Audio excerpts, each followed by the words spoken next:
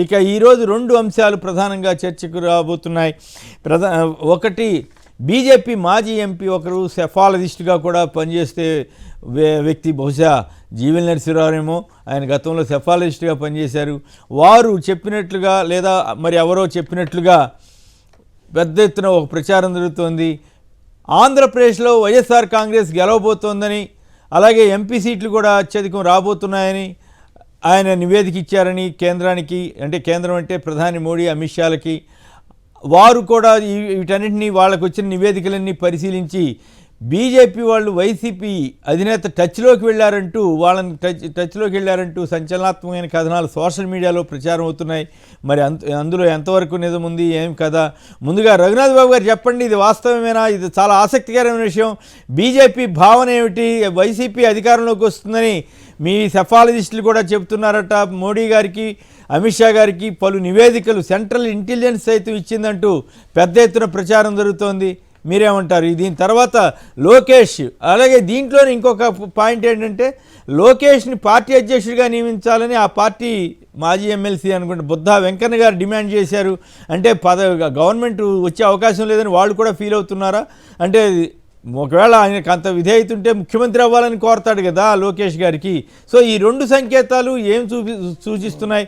ముందుగా బీజేపీ ఏమనుకుంటోంది? నిజమేనా ఈ పాయింట్లన్నీ కూడా? రఘునాథ్ బాబు గారు.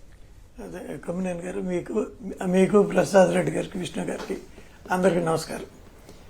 ఒకటి, వాళ్ళ మా అదే జీవీఎల్ గారు ఒకప్పుడు సెఫాలజిస్టే కరెక్టే, కానీ ఆయన పార్టీకి, కేంద్ర పార్టీకి ఆయన ఇక్కడ ఏం జరుగుతుందో లేకపోతే ఇంకోటో ఇవ్వాల్సిన అవసరం లేదు. కారణం ఏంటంటే, మాకు దేశం అంతా, ప్రతి రాష్ట్రం, ప్రతి ఆఫెన్గా తరచుగా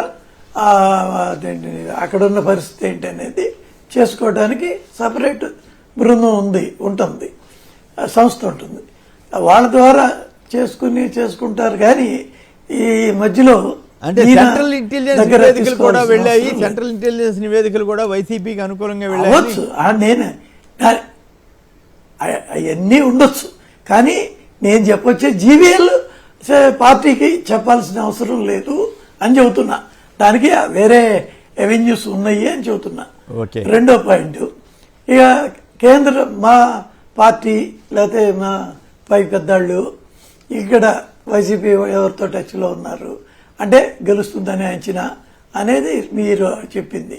ఒకవేళ నేను చెప్పడం లేదండి, వచ్చిన ప్రచారం సోషల్ మీడియాలో విస్తారంగా జరుగుతున్న. సరే okay okay okay okay okay సరే, మొన్న 19లో గెలిచారు కదా.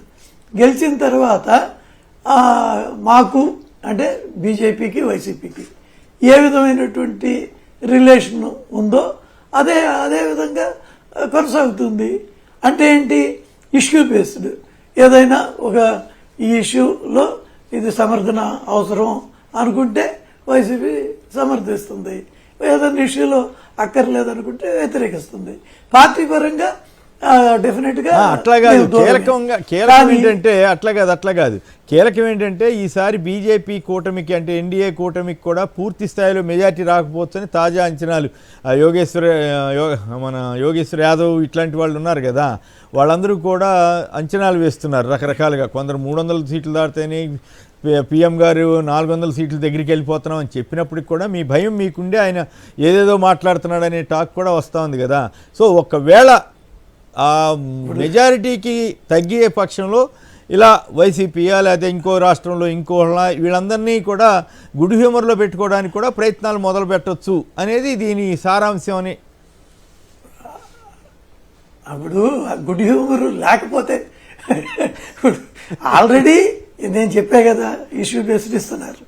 ఇప్పుడు పాయింట్ ఏంటంటే, మీరు అన్నట్టు షార్ట్ పడితే ఈక్వల్ వస్తే అప్పుడు అంటే అనుకుందాం, ఇదంతా ఎగ్జంప్షన్సే కదా.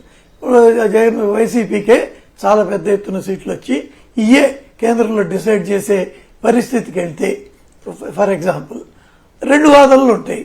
ఆయన్ని ఆ రోజు కేసుల్లో ఇరికించి అరెస్ట్ చేయించింది సోనియా గాంధీ, కాంగ్రెసే కాబట్టి ఆయన ఎట్టి పరిస్థితుల్లో కాంగ్రెస్ కీడు, అది ఒక వాదన. లేదు ఆయన ఆయన గతంలో ఆయన బేసిక్గా అది బీజేపీకి సెక్యులర్ కింద ఎంతైనా కానీ దూరమే కాబట్టి అటు ఇవ్వచ్చు, ఇది ఇంకొక వాదన. ఏది ఏమైనా అసలు అటువంటి పరిస్థితి ఉత్పన్నం కాదు.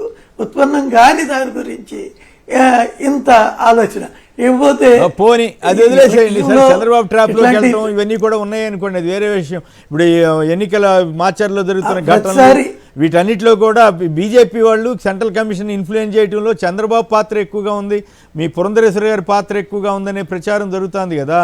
సరే అదంతా ఒక ఎత్తు అనుకోండి. ఇంతకీ మీరేమనుకుంటున్నారు? ఆంధ్రప్రదేశ్లో వైసీపీకి ఎన్ని లోక్సభ సీట్లు వస్తాయని మీరు అంచనా వేస్తున్నారు? అధికారంలోకి వైసీపీ వస్తే ఎన్ని సీట్లతో వస్తుందని మీరు అనుకుంటున్నారు? మేము కూటమే గెలుస్తుంది అనుకుంటాం, మేము వైసీపీ గెలుస్తుంది అని ఎందుకు అంచనా వేస్తాం? ఏదో మొహటాన్ని చెబుతున్నట్టున్నారు, నాకు అర్థమైంది. మేము ఎందుకు అంచనా వేస్తాం? మేమే గెలుస్తాం చెప్తాం. నిజం చెప్పండి, అసలు నిజం చెప్పండి అంటున్నా, అది ఎగ్జంప్షన్, అది కొందరి ఊహ. కాకపోతే ప్రతిసారి ఇలా ఎన్నికలు వచ్చినప్పుడల్లా మేమే గెలుస్తాం అని ఆ పార్టీలు అనుకోవటం, అవతల వాళ్ళు ఓడిపోతారు అనుకోవటం. ఉదాహరణకి పోయినసారి 2019లో కూడా మేము దేశంలో రామని గ్యారంటీగా రామని కర్ణాటక ఎన్నికల తర్వాత రామని చెప్పి అప్పట్లో మరి అందరూ ఒకటి అయ్యారు కదా. అదే కదా వాళ్ళు ఇండియా కూటమి. అప్పుడు తర్వాత పుల్వామా వచ్చింది కదా, తర్వాత మీకు కావాలి అది, దాన్ని మీరు వాడుకున్నారు ఓకే మీద దాడి అని. సరే రైట్, సరే మిమ్మల్ని ఇబ్బంది పెట్టంలేండి.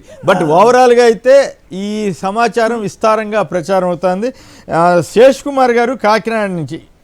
శేష్ కుమార్ గారు నమస్కారం. చెప్పండి, నిజంగానే వైఎస్ఆర్ కాంగ్రెస్ పార్టీ పెద్ద ఎత్తున అధికారంలో రాబోతోంది బీజేపీ కూడా భావిస్తోందా? ఆ పార్టీ వాళ్ళు సెంట్రల్ ఇంటెలిజెన్స్ నివేదికలు కానీ ఇవన్నీ సూచిస్తున్నాయంటున్నారు, మీరేమంటారు? అందరికీ నమస్కారం అండి. నమస్కారం. జగన్ గారు చెప్పేది వైనాట్ 175 రీచ్ అవడానికి సిద్ధంగా ఉందండి వైఎస్ఆర్సీపీ పార్టీ.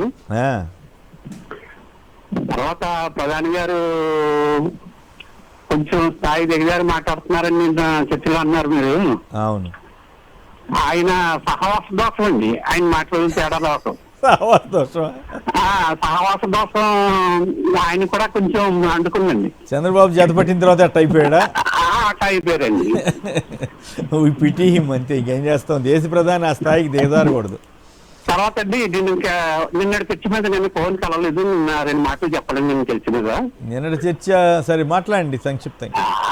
ఇప్పుడు ఎన్నికల కమిషన్ 13 చోట్ల ఈవీఎం ధ్వంసమైందని చెప్పిందండి. అవును, డేటా కూడా భద్రంగా ఉందని చెప్పిందండి.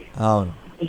తర్వాత ఒక్క పిన్నెల్లి గారు కొట్టిన ఈవీఎం మీదే చర్య తీసుకుంటున్నారు. అడావుడి పడిపోతున్నారు.